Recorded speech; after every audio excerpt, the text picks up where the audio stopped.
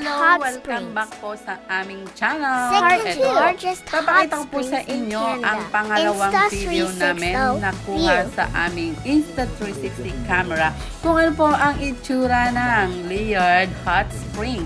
At ito nga po yung sinasabi ko sa inyong bakod. Bakod po yan.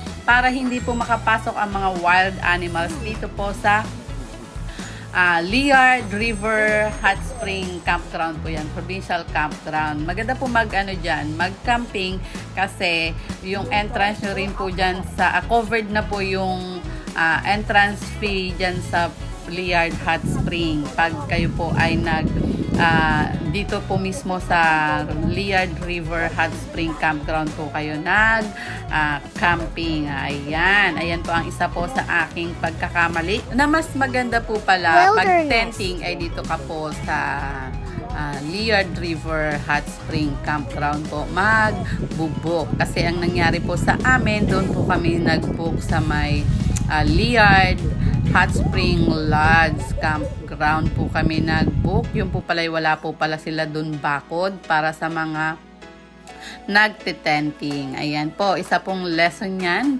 na amin pong natutunan sa pagpunta po dito sa Liard Hot Spring.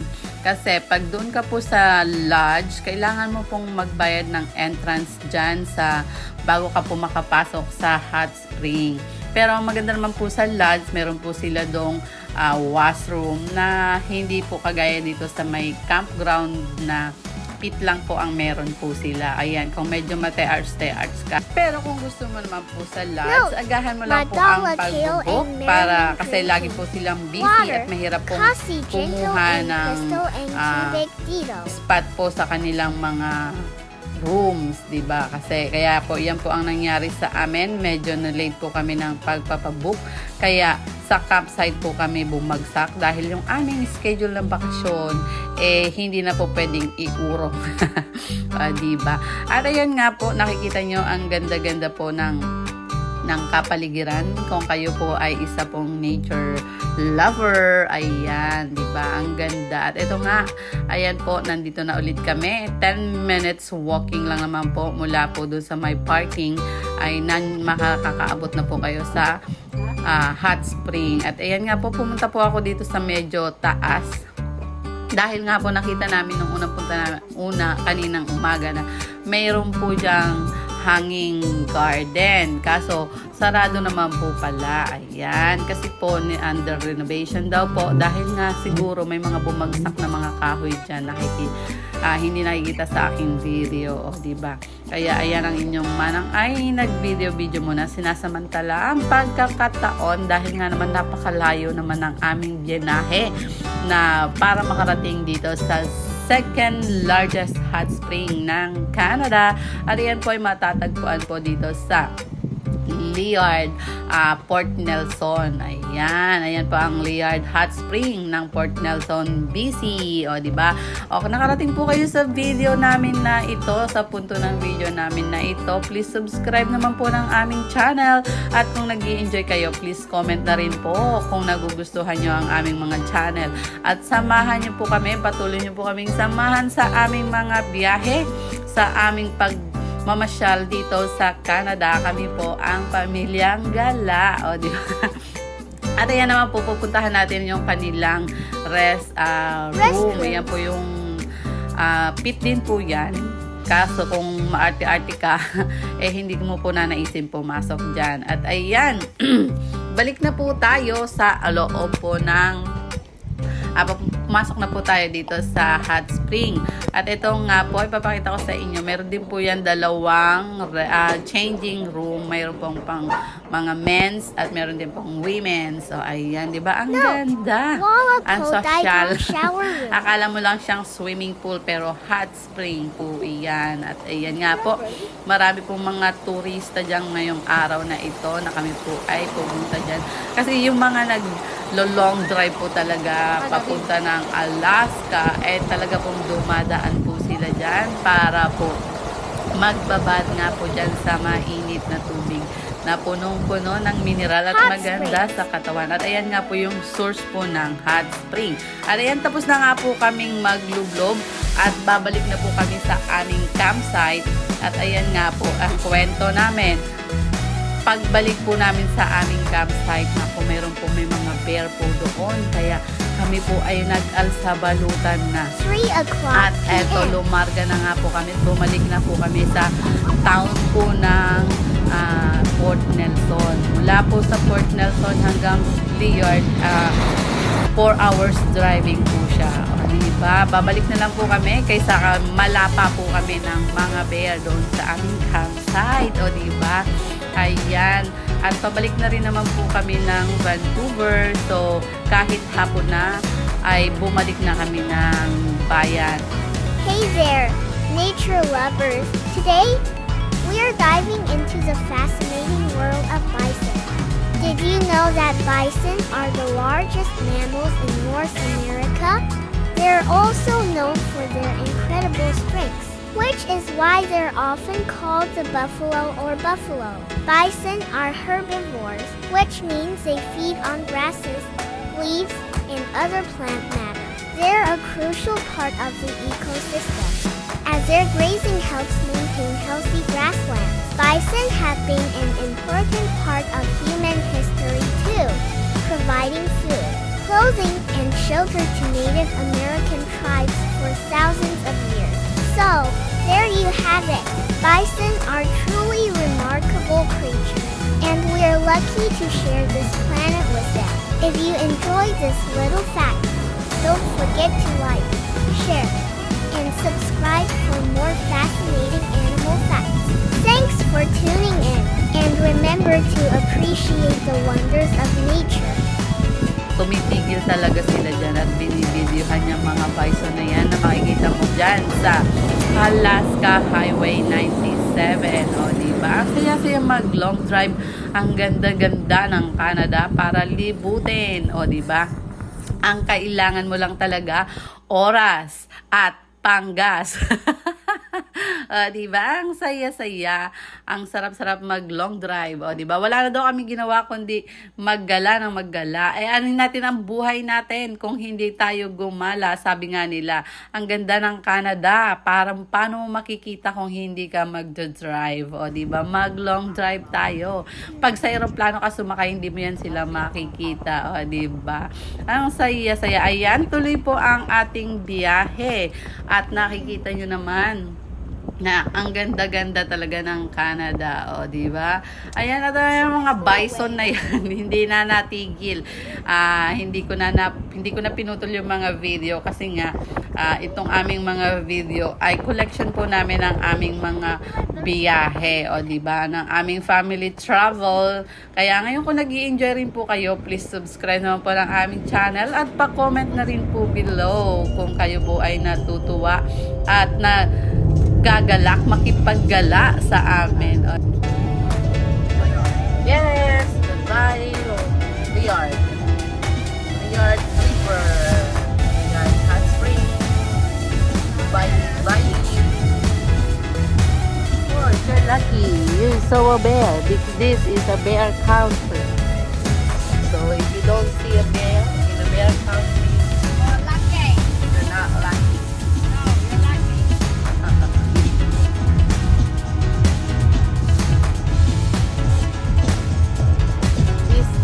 River. Yes.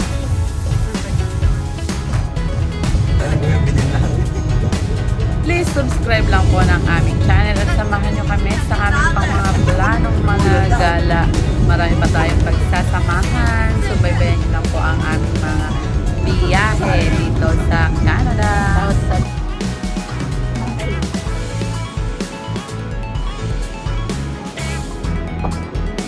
Muncho Lake Lookout. Muncho Lake is a lake in northern British Columbia, Canada.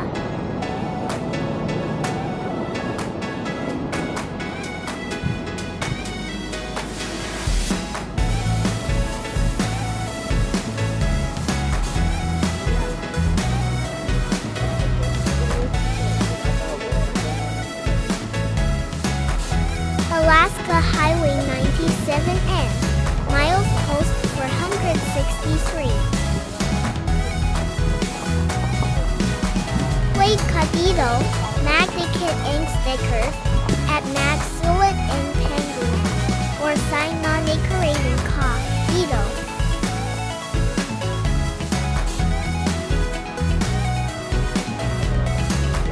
At ito nga po yung kanilang pinaka-forest sticker area po dito sa Mancho Lake sa Alaska Highway miles post po na 463. O, di ba? Ang saya-saya makarating dito. Nakaka-proud naman sa aming driver. Thank you. Diba? At ayan nga, kailangan tayong may picture dyan. O, diba? 463 miles post po ng Alaska Highway. At ayan ang Kuya Teo, nakahanap siya ng sticker at idinikit po niya dyan. O, diba? Please subscribe naman po ng aming channel. Mancho Lake BC. Max. Mancho Length, Lake. 12 kilometers 7.5 me. Max. Width 1. 6 kilometers 99 me. Max. Depth 223 and 732 f. Surface elevation 820 and 2 690 f.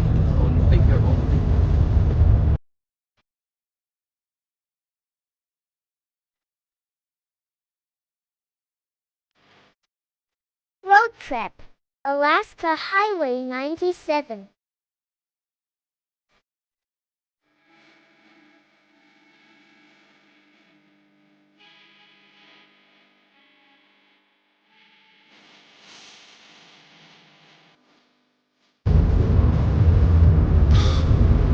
Mamaya, i-charge.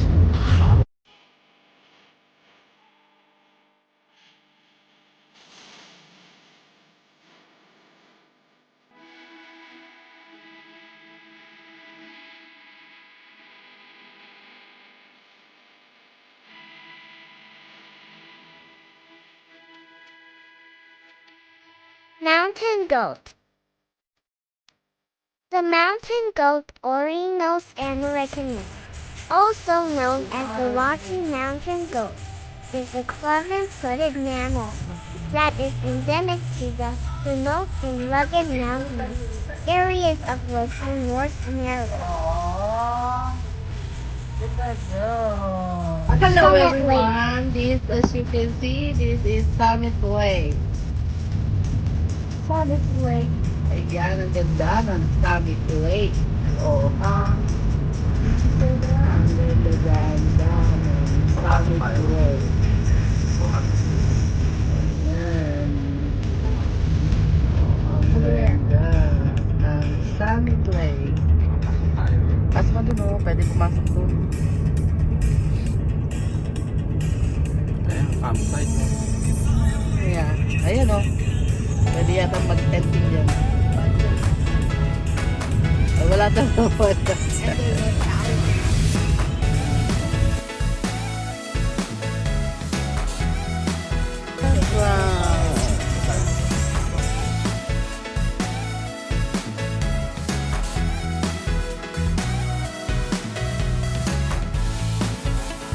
Ito ay Summit Lake. Ayan. Oh. Pwede ka dito mag-camping. $20 per night. Ganda.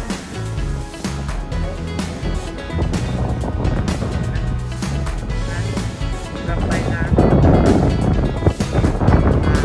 Park. Yan ha. Na.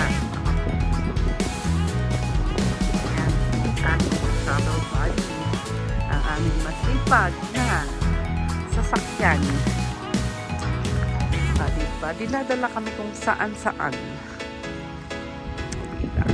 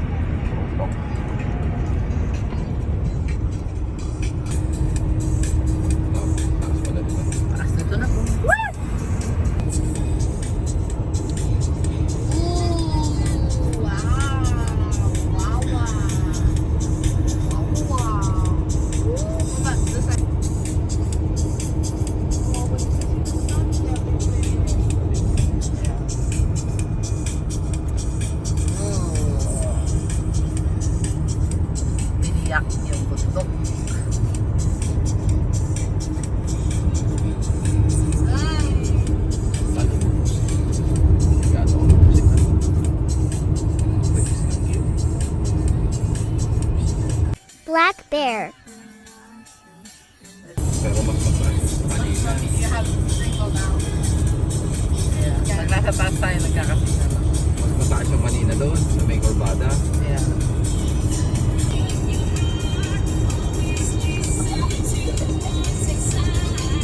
Tira-tira ng wildfire.